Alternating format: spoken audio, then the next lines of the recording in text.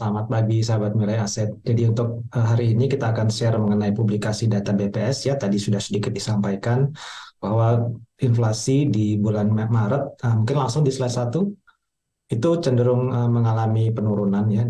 Kalau kita bulatkan di 5% secara year on year, itu lebih rendah dibandingkan dengan ekspektasi. Mungkin next langsung di slide 1.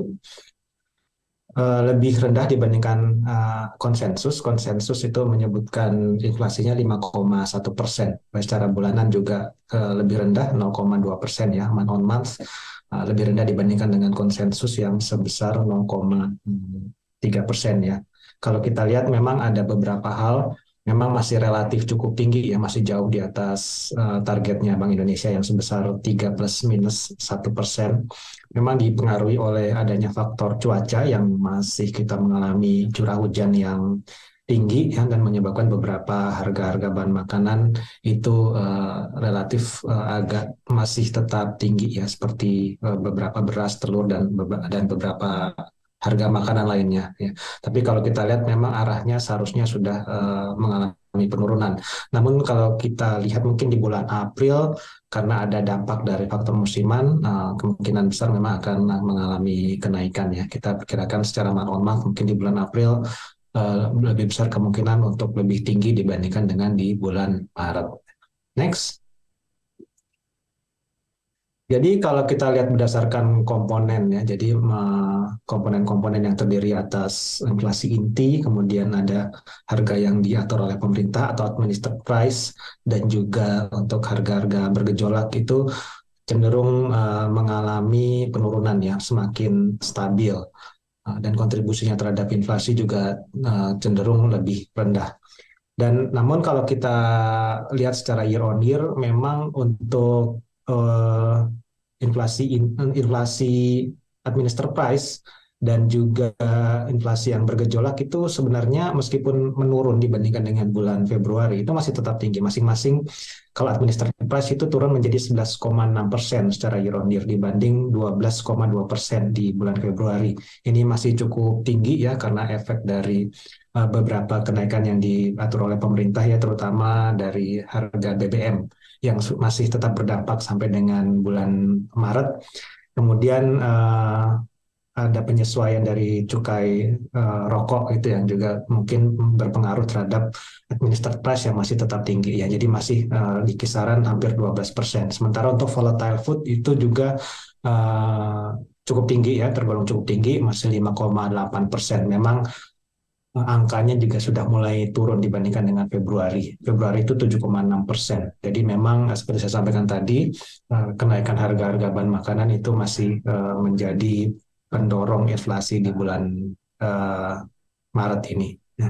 Sementara kalau kita lihat dari inflasi inti itu menunjukkan bahwa memang ini pengaruh dari kebijakan moneter yang diperketat ya sepanjang sejak bulan Agustus lalu. Yang memang yang ditargetkan oleh Bank Indonesia adalah untuk menurunkan inflasi inti. Namun memang penurunan inflasi inti ini juga menunjukkan bahwa kegiatan ekonomi di dalam negeri, di domestik ini cenderung melambat. Next. Jadi memang kalau seperti saya sampaikan tadi, beberapa secara year on year itu beberapa harga bahan kebutuhan pokok yang masih tetap tinggi itu antara lain telur, kemudian beras, ada bawang merah, bawang putih, ya daging sapi ya. Ya kemungkinan di bulan puasa ini dan menjelang hari raya Lebaran ini juga masih akan tetap tinggi ya. Kalau kita lihat memang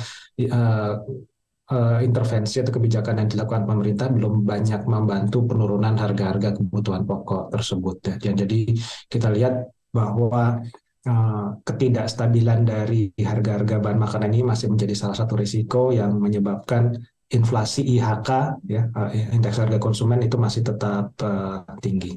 Next. Ya, jadi untuk apa yang kemungkinan dilakukan oleh Bank Indonesia ya dengan melihat perkembangan inflasi di dalam negeri sampai sejauh ini. Kalau kita lihat memang Bank Indonesia kemungkinan besar akan tetap mempertahankan suku bunga kebijakan BI 7 days reverse repo rate di 5,75% sampai dengan akhir tahun. Dan kalau kita lihat ya, kebijakan atau langkah yang dilakukan oleh Bank Indonesia ya, dengan menaikkan secara lebih terukur 225 basis point ini sudah cukup tepat ya, sudah cukup efektif ya, terlihat dari penurunan inflasi inti yang saat ini di kisaran 2,9% ya, sudah di bawah mid target dari Bank Indonesia. Namun kalau untuk harga-harga bahan makanan memang di luar kendali dari Bank Indonesia ya. Jadi perkembangan harga-harga bahan makanan itu lebih dipengaruhi oleh iklim ya, cuaca, curah hujan, kemudian juga ada faktor distribusi dari antar daerah ya. Jadi memang untuk kenaikan suku bunga sendiri memang sudah cukup dilakukan. Hal ini lebih terukur dibandingkan yang dilakukan oleh Bank Sentral di Amerika Serikat ya. Jadi di The Fed sendiri sudah menaikkan sebesar 475 basis poin ya, atau dua kali lebih dari yang dilakukan oleh Bank Indonesia, yang sehingga menimbulkan ketidakstabilan di sektor perbankan. Saya rasa dengan kenaikan yang lebih terbatas ya 225 basis poin yang disertai juga dengan kebijakan untuk memastikan likuiditas di perbankan yang mencukupi ya, ini juga pengaruhnya terhadap perbankan yang mendorong situasi atau kondisi sektor perbankan di Indonesia masih tetap stabil ya, tidak seperti yang terjadi di Amerika Serikat ya.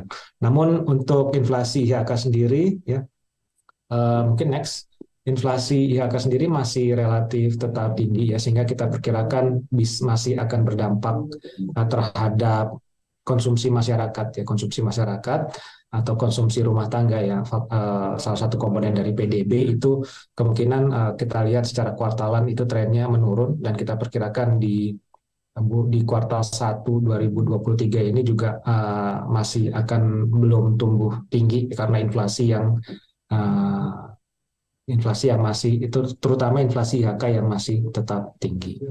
Next, ya jadi kalau kita lihat secara keseluruhan, kemungkinan dengan inflasi yang masih relatif tinggi, ya, terutama IHK yang telah berada di atas target dari Bank Indonesia selama 10 bulan berturut-turut, ini akan berpengaruh terhadap konsumsi rumah tangga, sehingga mungkin sepanjang tahun 2023 ini akan menyebabkan pertumbuhan ekonomi itu akan cenderung lebih rendah di 2023 dibandingkan dengan tahun 2022 ya. Salah satunya disebabkan oleh adanya, meskipun tidak terlalu dalam ya, namun konsumsi rumah tangga kita perkirakan akan lebih rendah menjadi 4,8% dibandingkan dengan tahun 2022 yang sebesar 4,9%.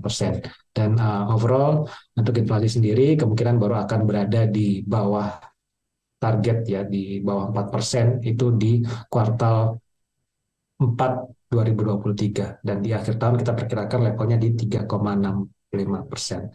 Mungkin dari saya demikian untuk sementara ini, kembali ke Mbak Glenda. Terima kasih.